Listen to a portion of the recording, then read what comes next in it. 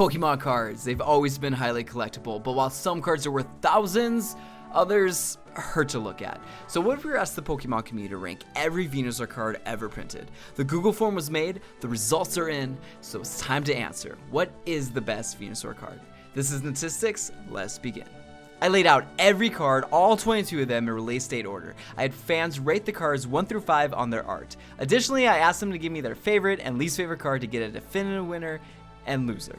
So with the rules out of the way, let's get started. From the original base set, we have the very first Venusaur card. This card debuted in 1996 and 1999 in Japan and America respectively. It was released alongside the iconic base set Charizard, which tends to overshadow this card, but fans and collectors are well aware of this card and the nostalgia that comes with it. This card got 3.56. The art is definitely classic here, has that base set look and goes for that more natural look opposed to the cartoonish feel.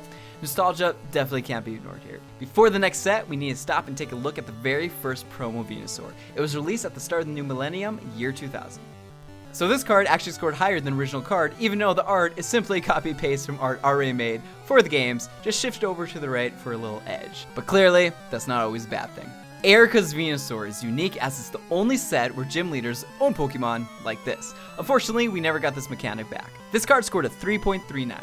This again is just original artwork from the game, actually the original cover from green version, pasted onto the card, but this time shifted over even more. I guess it's to separate it from the majority of cards that are lined up in the middle, but again, it's great art, why not use it again? And clearly, fans don't mind reusing art as long as it's good. Next is the e-reader sets. These sets were the last printed by Wizard before Pokemon took over. At the time, they were trying to scale down power and somewhat simplify the cards. This card got a 2.04. Yes, e-reader cards, although they have that big, ugly yellow border, they have some of the best art. Unfortunately, this isn't one of them. I always thought it was a claymation type design before actually realizing it's simply a 3D render. And the fake looking trees and grass doesn't really do it any favors. This card does stick out in many collections, so I do see why I got a low score. Released in the same set, Venusaur actually got 2 cards in one set, and this one did score a 2.49. I personally love this card. It's bright, welcoming, and has an action pose that doesn't look awkward. Unfortunately, not many people agreed it did score below average. Next is Dark Venusaur. You get some interesting creative designs with these dark variants. Dark cards like this are no longer printed, and I really don't see them coming back. There are already arguments behind the scenes to print some dark variants like Dark Raichu, so we need to take what we can get. This card scored a 2.47. It is a weird looking card, but that's kind of the point, right? Slightly below average isn't terrible, and it's about what I expected. On to Generation 3, Nintendo now runs the Pokemon Company, and they bring us EX cards. This run of EX cards back in 2004 were different than the ones we would get a few generations later. They were not basic Pokemon, but instead you had to normally evolve to them. I know we're talking about art, but this card's ability is a callback to the original Venusaur. It's a cool nod. And seeing 5 energy on a card at the time was pretty rare, and to this day is still pretty rare. Still in Generation 3, we finally got our non-EX version of Venusaur. Remember, they had different names, so if you really wanted to, you could play 4 each in a deck. This card scored a 2.98.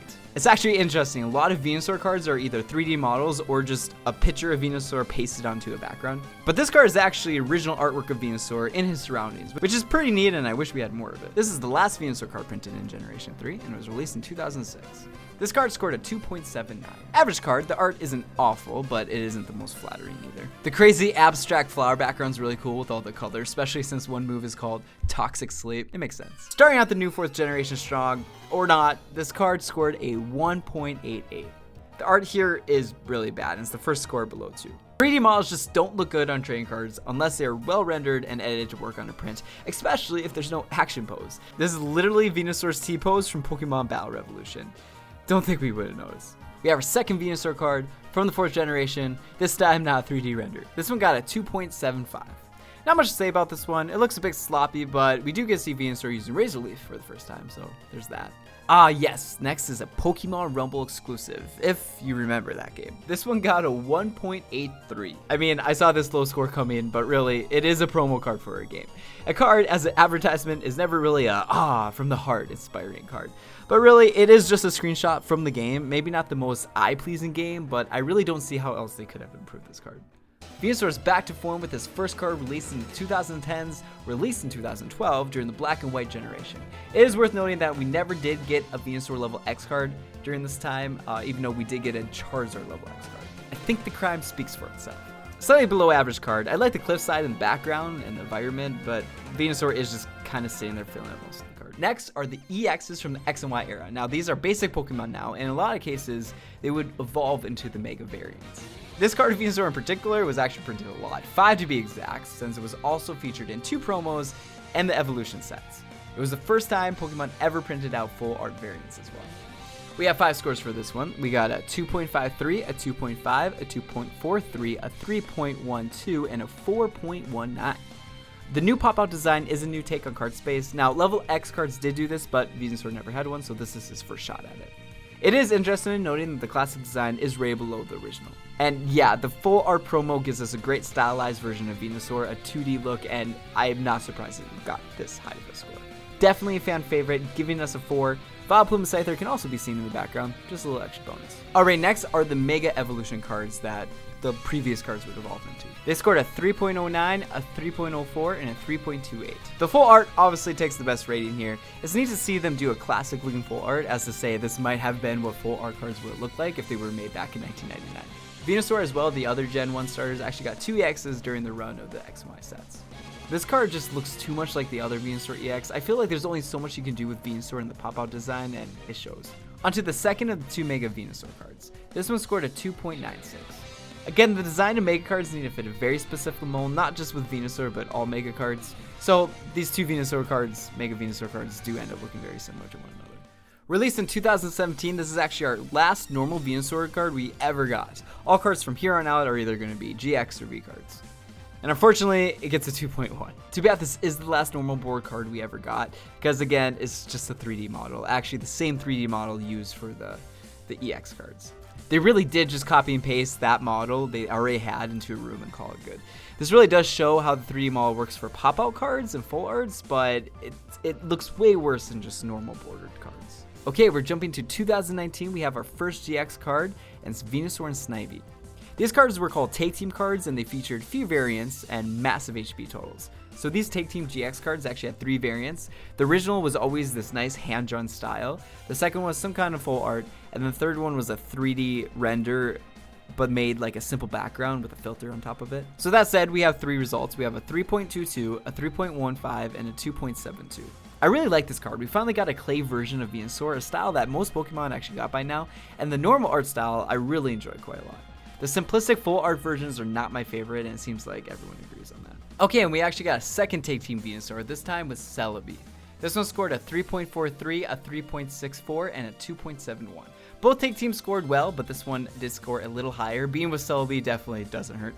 The full art scored higher this time, though I still think Venusaur looks a little awkward in the picture. Maybe they could have picked a more elegant Pokemon to pair out with Celebi, but we gotta give our boy some love. He's trying his best. Sword and Shield brings us V cards. Released in 2020, V cards have a new pseudo full art design, where the card basically starts full art but fades into a solid color as the card goes down. This card scored a 2.61. I really like the design of all V cards. They are flashy, but they do feel a lot cleaner than the old EX cards. They also borrow some design points from GX Take Team cards, but now they only feature 1 Pokemon and tend to have way less text, so it does give more room for the single Pokemon. Before we get to Venusaur VMAX, we do have one more Venusaur V card, and it's a promo card. This one got a 2.69. I'm very surprised this card was actually rated higher than the other V card, but you know, stats don't lie. I guess I just have bad taste.